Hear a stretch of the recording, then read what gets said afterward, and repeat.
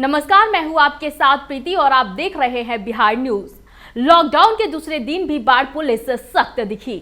थाना अध्यक्ष संजीत कुमार के नेतृत्व में सड़कों पर उतरी पुलिस ने बाढ़ थाना इलाके के चप्पे चप्पे में गश्त करते हुए लॉकडाउन अवधि में सरकारी आदेशों की धज्जियां उड़ा रहे ऑटो, ई रिक्शा चालकों और मोटरसाइकिल सवारों के विरुद्ध सख्त कार्रवाई करते हुए बाढ़ की भुवनेश्वरी चौक के पास NH 31 पर मास्क चेकिंग अभियान चलाया। इस दौरान मास्क नहीं पहनने वाले लोगों को वाहनों से उतारकर सड़कों पर ही उठक बैठक कराया गया और साथ ही जुर्माना भी वसूला गया। सीतामढ़ी जिले में बाढ़ की त्रासदी कम हो रही है, लेकिन कुछ ऐसे इलाके हैं जहां बरसात के दौरान नदी के जलस्तर बढ़ने से लोगों की जिंदगी पूरी तरीके से नारकीय हो जाती है। सीतामढ़ी के रीगा प्रखंड के बखरी और नरहा धाप टोला के बीच मनुस्मारा नदी बहती है, जिसका जलस्तर खतरे के निशान से ऊपर बह रहा है। हालात यह है कि नदी पर पुल नहीं होने के कारण स्थानीय लोग इन दिनों जान जोखिम में डालकर ट्यूब और बड़े बर्तनों के सहारे नदी को पार करते हैं। वहीं भाजपा सांसद रमा देवी के खिलाफ स्थानीय लोगों में आक्रोश देखा गया। लोगों को लगभग जैसे 700-800 पॉपुलेशन है यहाँ का, नदी इस पार उस पार आना जाना। न इस पर पुल है आज तक और न एक नाव है परमानेंट। टेम्पोररी में देख रहे हैं कि ट्यूब के सहारे लोग आ जा रहा है। पिछला साल इसी तरह घटना हो के मर गया आदमी, तो जैसे 8-10 आदमी जैसे चला गया ट्रैक्टर पलटने से। सुविधा होता तो समस्या नहीं होती ना। आज ये नदी हिल रहा है, बच्चे जाएंगे, डूबेंगे तो कौन दोषी होगा? कहने के लिए कि सरकार की तरफ से व्यवस्था है। हमारे पास कि नाव नहीं है, मुझे उपलब्ध में अभी नाव चाहिए, पुल नहीं है। रमा देवी के हम लोग अमित कुमार टूना के भी वोट दिए यही सोच करके कि हमारे कम से कम नाव चाहिए। लोगों की बस्ती है यहाँ पर 500 का भाई है, 500 का। कैसे आते जाते हैं? ट्यूब के सहारे आते हैं, बर्तन के सहारे आते हैं, कटरा के सहारे आते हैं। देख लीजिए, और किसी का तबीयत खराब होता है तो ट्यूब पर बैठा करके 2 ट्यूब का जोड़ करके ले जाते हैं। 10 आदमी से पहुँच करके बहुत दिक्कत होता है। जान हथेली पर रखते हैं कि बच्चा के तबीयत खराब हो गया था तो उसको क्या किए, केरा के और अथी के ट्यूब पर सहारा का करके मार्कंडे जी में भर्ती किया, उसका भी अथी भी रखे हुए हैं। ये खबर सासाराम से है, जहां शिवसागर थाना क्षेत्र के राष्ट्रीय राजमार्ग 2 पर ओवरलोडिंग गाड़ियों को पार कराने को लेकर टोल प्लाजा के कर्मियों के साथ मारपीट की गई है। इस दौरान मारपीट की पूरी फुटेज CCTV कैमरे में कैद हो गई। इस दौरान एक बदमाश को टोल कर्मियों ने पकड़कर पुलिस के हवाले कर दिया। फिलहाल पुलिस पूरे मामले की छानबीन कर रही है।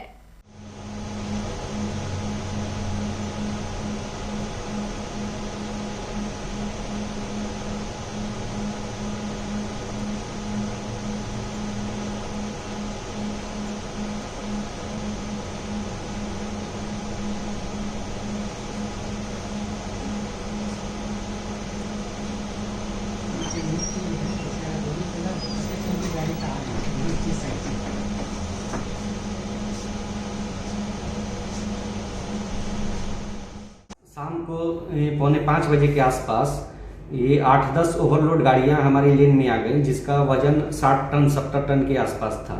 तो हम लोग उस गाड़ी को बैक करवा रहे थे, क्योंकि आगे करनासा ब्रिज जो डैमेज है उसको देखते हुए NHI का आदेश है कि 50 टन से एवं 50 टन से अधिक की गाड़ियां नहीं जानी चाहिए। तो उस पे बगल के गांव से 8-10 लड़के आए और ज़बरदस्ती गाड़ी को पार करवाने लगे, जिसका हम लोगों ने विरोध किया तो वो हम लोगों के साथ मारपीट करने लगे।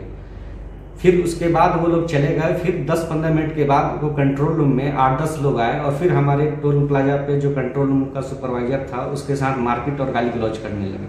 हम लोगों ने पुलिस लोकल शिवसागर थाने को बुलाया, वो आए हैं। हम लोगों ने आगे की कार्रवाई के लिए FIR दर्ज करने का आवेदन उनको दिया।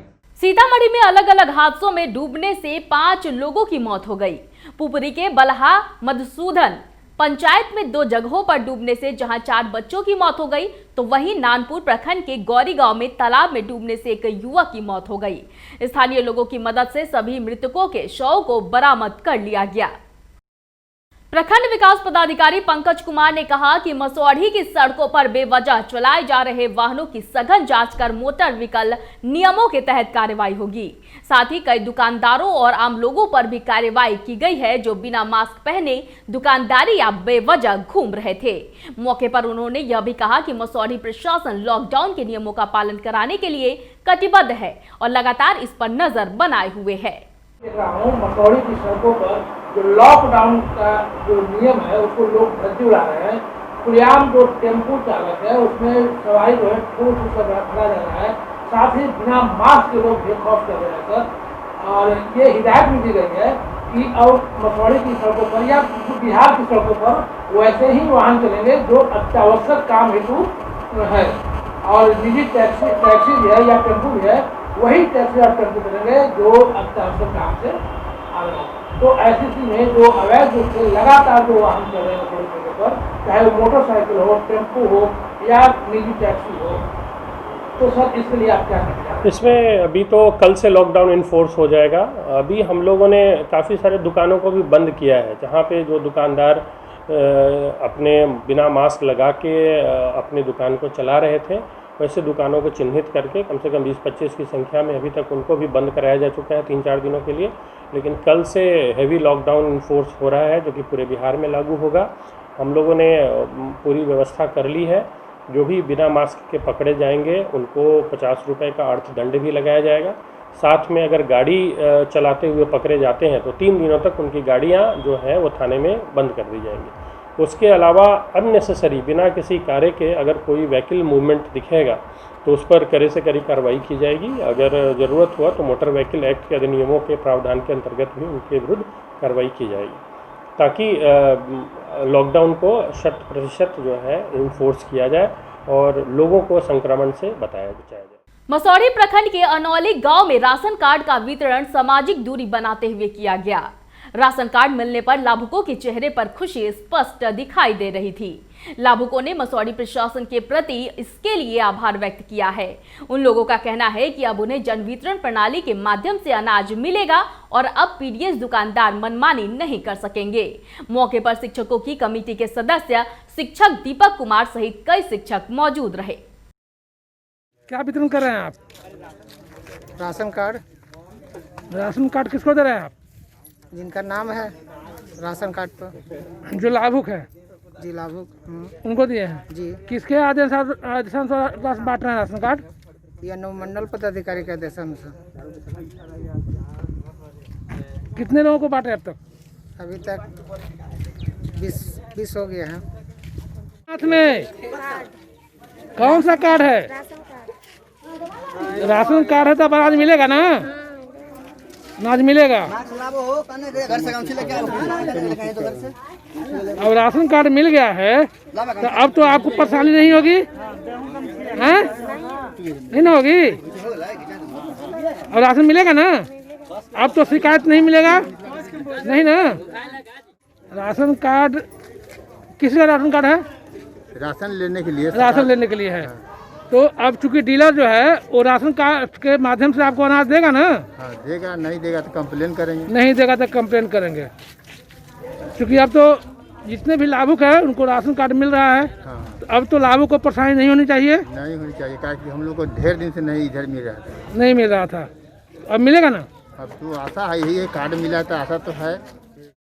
राशन कार्ड की प्रक्रिया जो अनुमंडल में चल रही थी और प्रखंड कार्यालय में भी चल रही थी, और पिछले दिनों मुझे याद है कि एक बैठक आई हुई थी पंचायत समिति में, पंचायत समिति सदस्यों का, तो उसमें बहुत बड़ी हंगामा पैदा हो गई थी राशन कार्ड वितरण को लेकर। राशन कार्ड नहीं बनाया जा रहा है, तो सर क्या राशन कार्ड वितरण हो रहा है? नहीं, राशन कार्ड एक प्रक्रिया की तरह बन रहा था। सबसे पहले उनका सर्वे कराया गया। सर्वे के बाद जो भी उनका पीडीएफ जनरेट हुआ उसकी जांच कराते हुए उसको एंट्री कराई गई आरटीपीएस में, और आरटीपीएस के माध्यम से हम लोगों ने उसको भेज दिया एक्सेप्ट रिजेक्ट करके। अनुमंडल पदाधिकारी के द्वारा उसको फिर से इशू किया गया है। वो सारे हमें प्राप्त हो गए हैं, और हम लोगों ने शिक्षकों की टीम बनाई है और जिसमें पंचायत स्तर के कर्मियों को भी इन्वॉल्व किया हुआ है। और सभी लोगों को यही निर्देश है कि सोशल डिस्टेंसिंग का पालन करेंगे। कोरोना संक्रमण को देखते हुए जो भी एहतियात बरतने के निर्देश दिए गए हैं, जैसे सैनिटाइज़र का यूज़ करना, मास्क लगाना, प्रॉपर हैंड वॉश करना, उसको इम्प्लाई करते हुए सभी व्यक्तियों को उनके घर जाकर उनको राशन कार्ड देना है। कहीं पे एक जगह वो बुला के और फिर वो भीड़ भाड़ क्रिएट करके राशन कार्ड डिस्ट्रीब्यूट नहीं करना। पूरे 9000 में से मैक्सिमम कार्ड हम लोग को मिल चुके हैं, हम लोगों ने फील्ड में दे दिया है, वितरण भी शुरू हो गया है और उम्मीद है कि 2-3 दिनों के अंदर ये हमारा वितरण कार्य समाप्त हो जाएगा। तो मसौड़ी में 18 प्रखंड है सर, क्या ये राशन कार्ड जो है 18 प्रखंडों में? हाँ, सभी 18 प्रखंडों में किया जा रहा है। अभी 2 प्रखंड का पंचायत का अभी हम लोग को मिल नहीं पाया। उधर भरगामा प्रखंड अंतर्गत सिमर बनी पंचायत वार्ड संख्या 1 निवासी 14 वर्षीय मनीष कुमार शर्मा की मौत नदी में डूबने से हो गई। सूचना मिलते ही ग्रामीणों ने उसे पानी से बाहर निकाला। वहीं भरगामा थाना की पुलिस मौके पर पहुंचकर मृतक को पोस्टमार्टम के लिए अररिया भेज दिया। संगीत वो चीज होती है जो मुर्दों में जान फूंक देती है।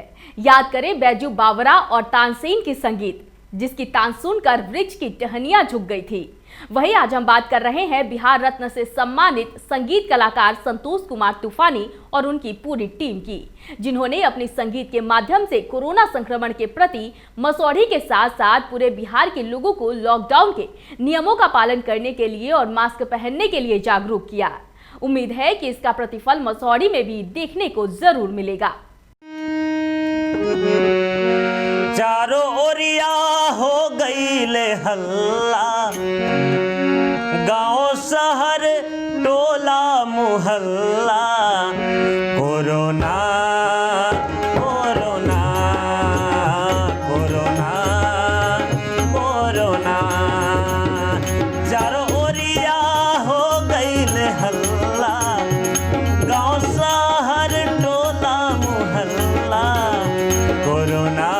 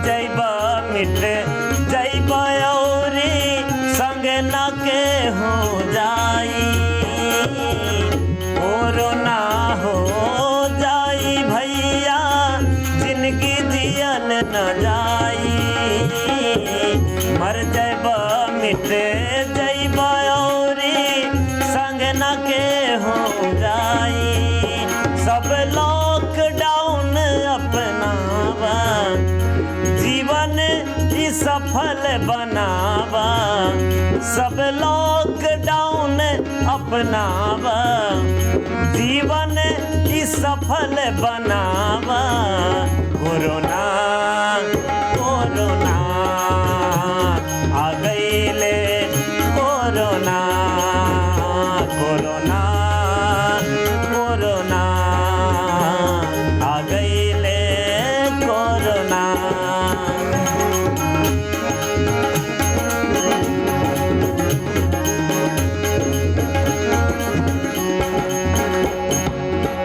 निकला ना तू घर से अपना, बढ़ जाई परेशानी, कहे तूफानी बात के माना, करना अब मन मानी।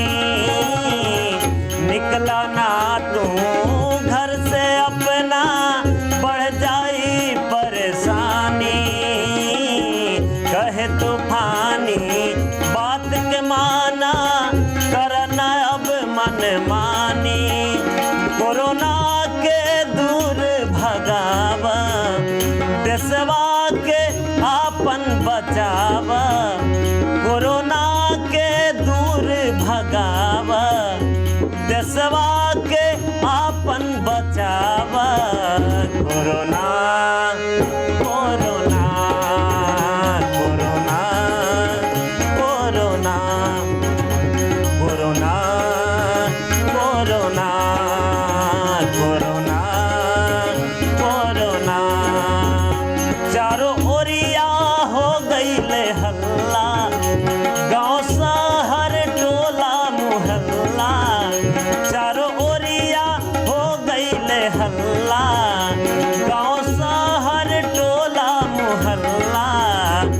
कोरोना कोरोना कोरोना कोरोना आ गईले कोरोना आ गईले कोरोना आ गईले कोरोना आ गईले कोरोना। गोपालगंज जिले के बैकुंठपुर प्रखंड अंतर्गत 70 घाट पुल को जोड़ने वाली अप्रोच रोड का पुल ध्वस्त मामले में ग्रामीणों ने जमकर प्रदर्शन किया और मुख्यमंत्री नीतीश कुमार के खिलाफ नारेबाजी की। ग्रामीणों का कहना है कि 8 साल में बना यह पुल 8 माह भी नहीं चल सका। कुछ दिन पहले शुरू हुए इस पुल की राशि का अधिकारियों और नेताओं की मिली भगत से बंदर बांटकर इसे घटिया क्वालिटी का बनाया गया, जो एक बरसात भी नहीं झेल पाई। वहीं जदयू के पूर्व विधायक मनजीत सिंह ने कहा कि इस मामले में जो भी दोषी होंगे निश्चित रूप से उन पर कार्रवाई होगी। एक स्पष्ट जानकारी होनी चाहिए। शायद ये बात तेजस्वी यादव जी को भी मालूम नहीं है कि 70 घाट पुल में कहीं कटाव नहीं हुआ और यहाँ से जहाँ हम लोग खड़े हैं 1 किलोमीटर के से ज़्यादा दूरी पर 70 घाट का मुख्य पुल बना हुआ है। जिस स्थल पर कटाव हुआ वो जो स्थल जहाँ पर हम लोग खड़े हैं वो अप्रोच रोड में कटाव हुआ और छोटे सा जो पुलिया बना था उस पुलिया में गंडक नदी का जल स्तर अधिक बढ़ने के कारण, नदी के दबाव के कारण अप्रोच जो सड़क है उसमें कटाव हुआ, वो ध्वस्त हुआ।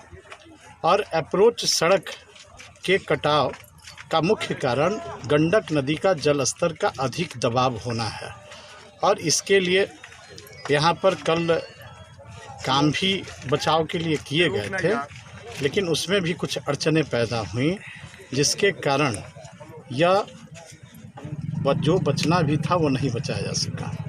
उसके लिए विभाग के पदाधिकारियों ने लिखा है पत्र, कार्रवाई करने के लिए संवेदकों को लिखा है और इसमें एक मैं मानता हूं कि कुछ राजनीतिक षड्यंत्र भी है जिसका जांच सरकार को निश्चित रूप से करना चाहिए और ये सरकार को बदनाम करने की एक साजिश भी हुई है। क्या षड्यंत्र हो सकता है?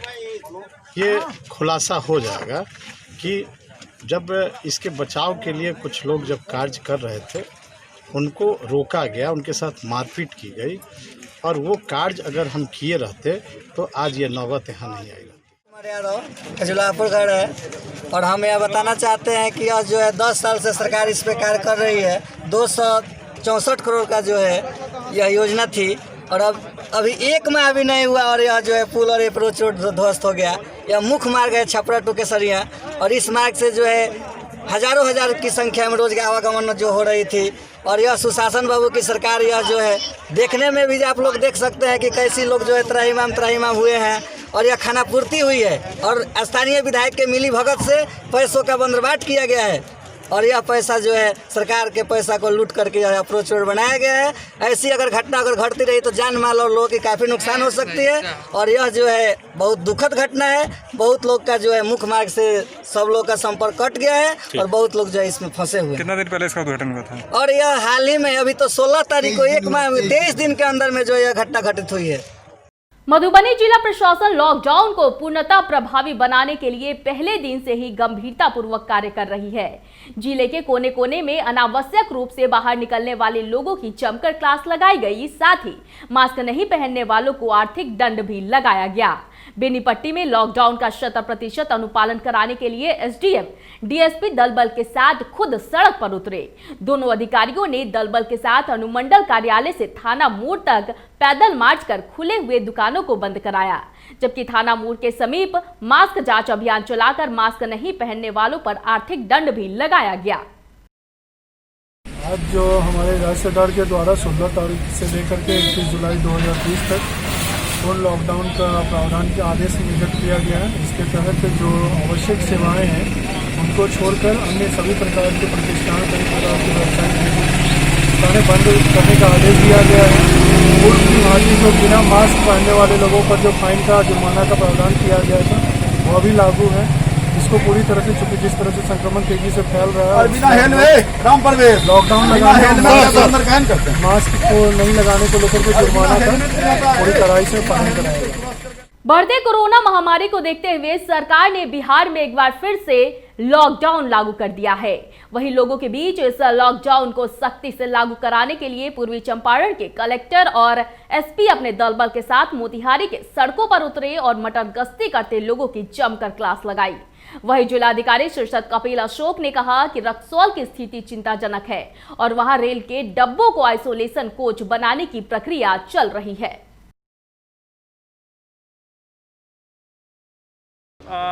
ये flag march as a regulatory measure यहाँ पे किया गया है पूर्वी चंपारण में। लोगों को समझाना, निश्चित काउंसलिंग करना एक उसका उद्देश्य है, लेकिन लोग समझदार भी है। पूर्वी चंपारण में जो विगत 10 दिनों से जो प्रकोप बढ़ रहा है, केसेस बढ़ रहा है, इसमें जो है लोगों को भी आगे आने की आवश्यकता है और प्रशासन का जो हेल्थ हमारा इंफ्रास्ट्रक्चर है, ऑफिशियल्स उनका सपोर्ट करने की भी आवश्यकता है। कंटेनमेंट जोन्स जो बन रहा है उसका अनुपालन करें। कहीं पे ये शिकायतें भी मिल रही है कि लोग जो है बैरिकेडिंग वगैरह तोड़ रहे हैं, ऐसा नहीं करें। जो मशीनरी है, प्रशासन है, आप ही के लोगों के लिए है। थोड़ा सा सोशल डिस्टेंसिंग, मास्क पहनना, हैंड वॉश करना, सफाई रखना, इससे जो है अच्छी तरीके से हम जो है कोविड-19 से ठीक हो सकते हैं। सर रक्सौल में रेलवे कोच मंगाया जा रहा है आइसोलेशन वार्ड के लिए, एक रेलवे कोच लगाने की बात चल रही है। वार्ता हो गई है, इसकी अनुमति भी हमको मिल रही है। वन फाइन डे हम वहाँ पे जाएंगे भी अभी रिसेंटली, और वैसे आज एडीएम साहब को भी हमने बोल दिया है कि वहाँ लॉकडाउन मेजर्स भी देख लेना है, क्योंकि रक्सौल में भी जो है विगत 2 दिनों में काफ़ी केसेस बढ़े हैं। तो वहाँ पे आइसोलेशन कोच हमारा रहेगा, तो वहाँ के जो इमरजेंसी केसेस है हमारे कोविड-19 के, उसका हम ट्रीटमेंट कर सकेंगे। Thank you. इस वक्त की खबरों में फिलहाल इतना ही। मुझे दीजिए इजाजत, लेकिन देखते रहिए बिहार न्यूज। नमस्कार।